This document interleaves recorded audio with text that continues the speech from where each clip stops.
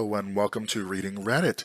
There is a story that I covered some weeks back on my on the channel, the sisters episode, and it has an update. So I don't want to, for the benefit of all those who did not see the original update, I am going to, or the original, I'm going to do the original as well as the update. So here we go.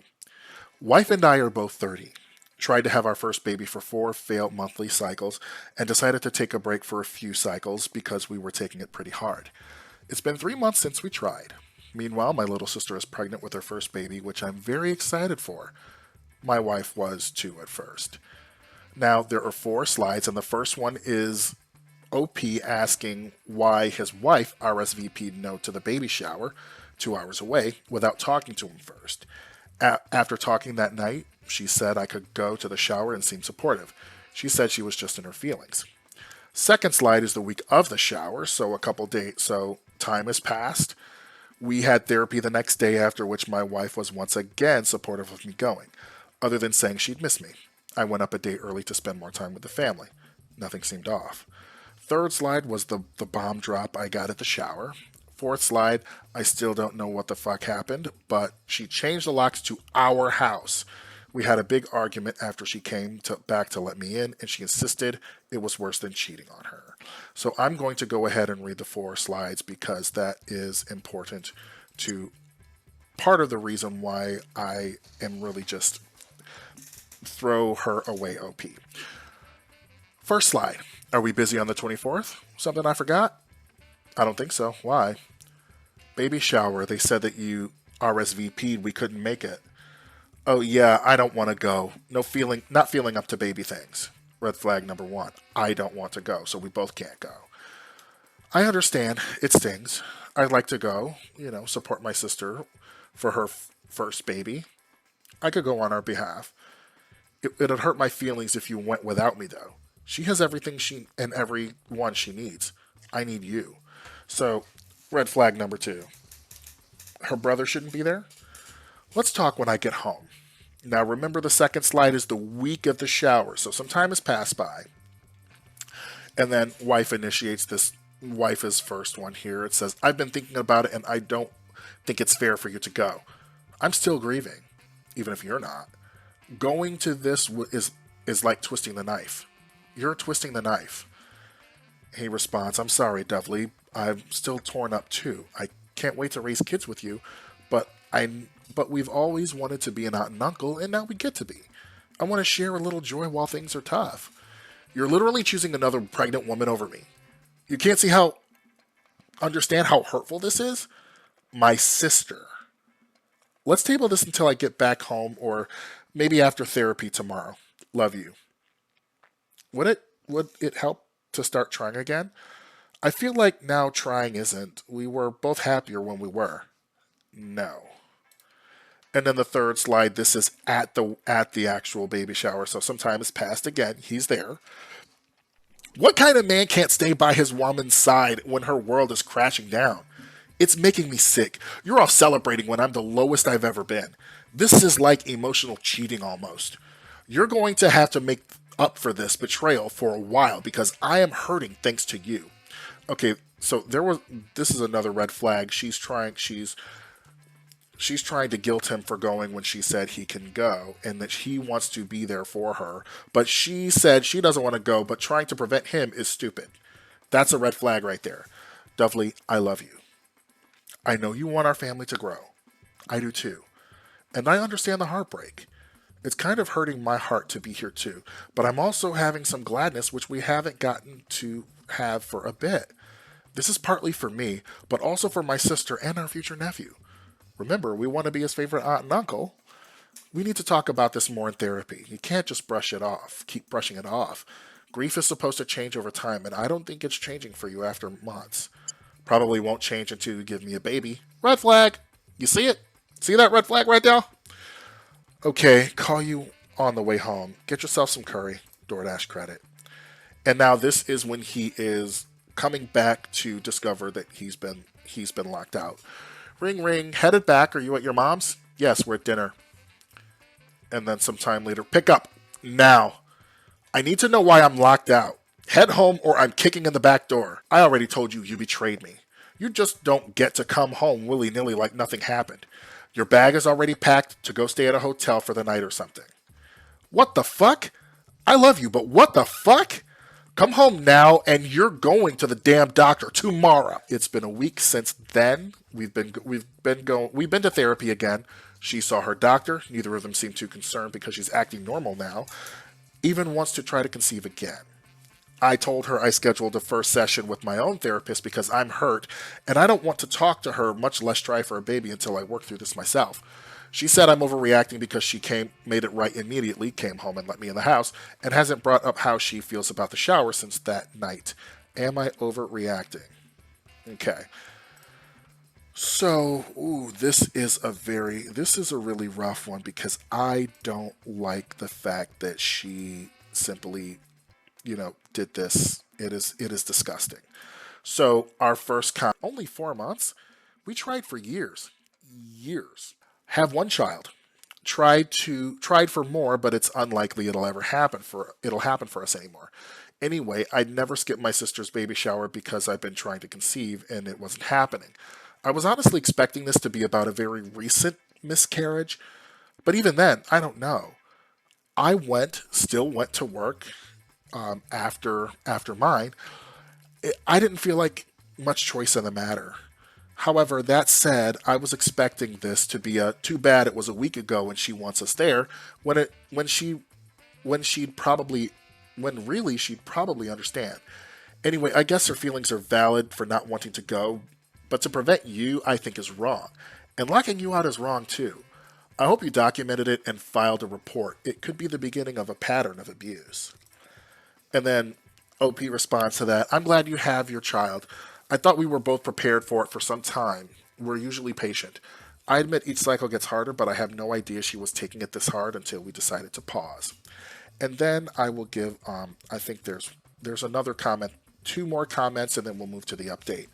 Not overreacting. You need some new therapists and doctors because it's not just that she planned and changed the locks, it's that she accused you of an emotional affair for supporting your sister and considered supporting your sister a betrayal. That's a lot bigger than she changed the locks but let you in. And you need to convey that to them. Show them these messages. Trying to conceive for 4 cycles is nothing. That's not even in a bug a doctor territory yet. If this is how she's reacting now, she absolutely is not stable enough for hormone injections if IVF becomes necessary, let alone hormones or pregnancy and the postpartum period. And this isn't even touching on her saying she's going to be like this until you give her a baby. While there may not be anything wrong, there might be, and it could be either one of you. Remember, it takes 6 to 12 months at age 30 for conception per ASRM, which sounds like a medical organization. It's also about a 20% chance every month, and 70% of couples will conceive the first year. 85% of couples will conceive by the end of the second year. On top of all of that, is this how she is going to be around every pregnancy until she conceives? Because that also is absolutely not tenable. And what about babies? Are you supposed to never meet your sister Sprague? What if your sister wants you to be there for labor? Changing the locks on the house and packing a bag for you to leave is not spur of the moment. That took time and effort for her to either do herself or to have someone come out to do. And I bet she started planning the minute you told her you were going to the party, which means she had plenty of time to go, oh damn, I'm overreacting, and yet she didn't. On top of that, she's accusing you of ugly things and clearly blaming you for the lack of conception. All these things are huge. Therapy before conceiving issues, OP. Before conceiving issues, OP. I'm sorry. I know the journey is rough, but your wife is showing issues here that scream not having a child with her right now. And then this is the last comment, and I think that this says it again perfectly as well. You're underreacting massively. And this cannot be the first sign of this kind of behavior. Dude, I can't even articulate how much of a terrible tantrum throwing child your wife is being. I truly mean no offense. That is just blatantly the case here. This is so covered in red flags that I'd be rethinking the whole marriage and trying to conceive would be off the table indefinitely. This isn't even remotely the character, emotional fortitude, let alone emotional coping skills of any level of adult behavior I'd want modeled for my children.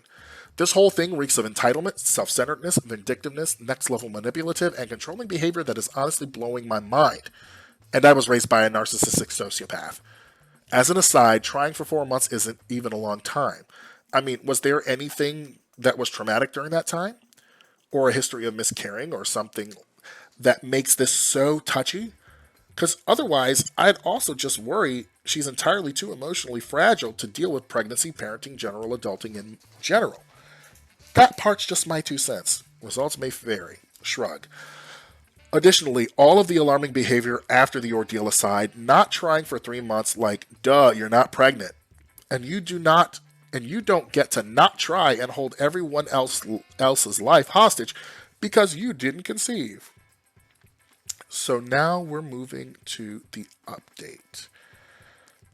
First, some frequently asked questions. She does have a diagnosis of a panic disorder, hence why she's in therapy and has a psychiatrist, and she hasn't had a panic attack in quite some time. No, we did not show her therapist the text yet. I joined her therapy appointment for the first 15-20 minutes, and they're only 45-minute sessions, so not much time to cover over everything. Her therapist, per my wife, said she was in the wrong, but she didn't think there was anything emergent because she came home and fixed the problem right away. I call bullshit. I want to talk to the therapist, actually. I would sit in there for the whole 45-minute session. Because, yeah. Now the update. Knowing my wife, she doesn't always hear how she comes off, so I started by sitting her down and reading our text conversations out loud to her, then let her sit with it for a bit. About 5 minutes of silence, she started crying and said she was a monster and didn't recognize herself. I asked her why that might be, and she offered some comments that I think are genuine. We're concerned. One, she works in an office and she said 4 of her coworkers are pregnant. 2 have started maternity leave, and for the last couple of weeks she's been covering a lot for both of them, so she's very stressed. I knew she had been working longer hours, but didn't know how much it was stressing her out. Her parents are extremely pushy about her having kids. They've made comments to us before, which I kind of wrote off as normal, excited first-time grandparents to be, but she showed me texts from both of them in their family group chat in the last few months, and they've been sending her quite a few articles about fertility and parenting, etc. One text even said, "Are you actually trying or just teasing us?" which clearly hurt her.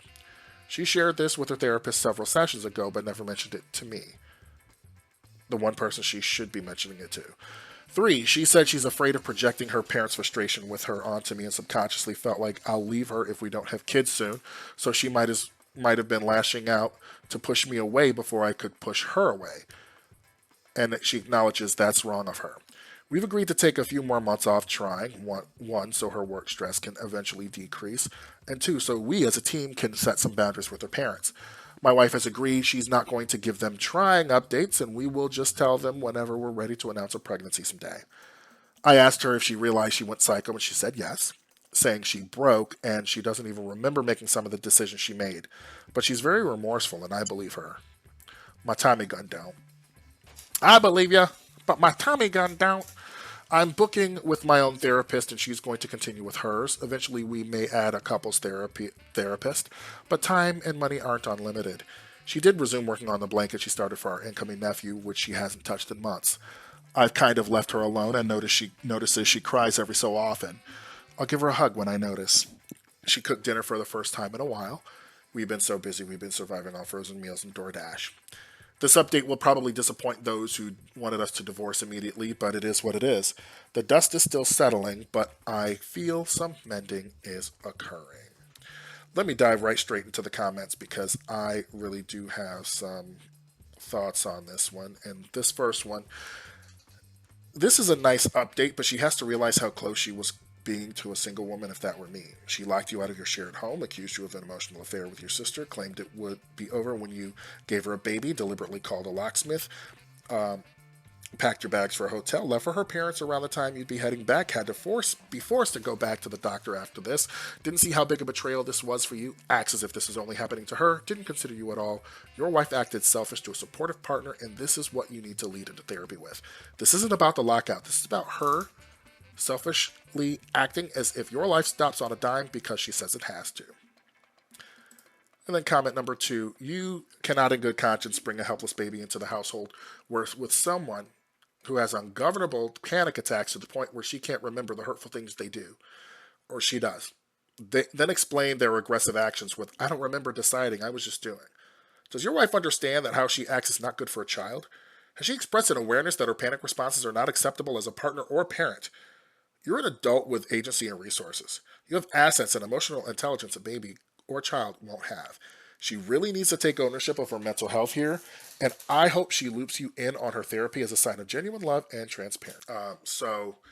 And the whole thing is though that she has not been held accountable for it, and I would most certainly be doing that because her ass would be on the couch. And even though I'm not a fan of kicking people out of the bedroom, I would not do that. But yeah, I think I would be elsewhere until she realizes that one, I don't have to be there, and two, I don't have to give her a baby. All right, talk to you soon. Thank you so much for joining me, and you have yourselves a great day. Thanks. Thank you for spending time with me.